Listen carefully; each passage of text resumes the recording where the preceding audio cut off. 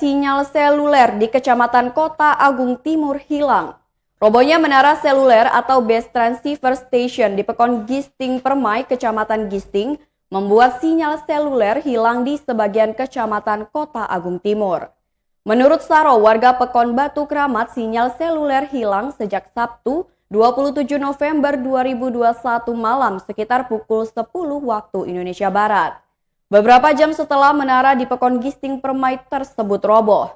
Saroh mengatakan dari semalam habis menara itu roboh sampai sekarang tidak ada sinyal. Kalau di tempat lain ada, tapi untuk di tempatnya tidak ada sinyal.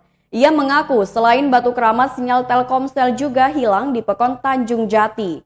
Lokasi sebelah selatan dari Pekon Batu Kramat, sedangkan untuk sekitar lokasi menara seperti Pekon Gisting Permai dan Gisting Atas masih ada sinyal.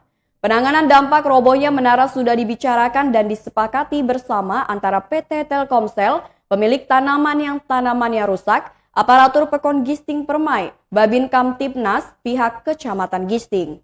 Menurut Julianto, Ketua RT 01 RW 01 Pekon Gisting Permai, permasalahan penggantian dampak menara yang roboh sudah disepakati, masing-masing pihak sudah sepakat.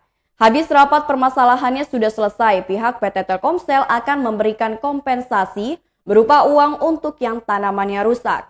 Ia menjelaskan ada dua pihak yang mendapatkan kompensasi, yakni Legino sebagai pemilik tanaman tomat tempat robohnya menara, dan Harno pemilik tanaman cabai di lahan sebelahnya yang menjadi jalan masuk orang melihat robohnya menara.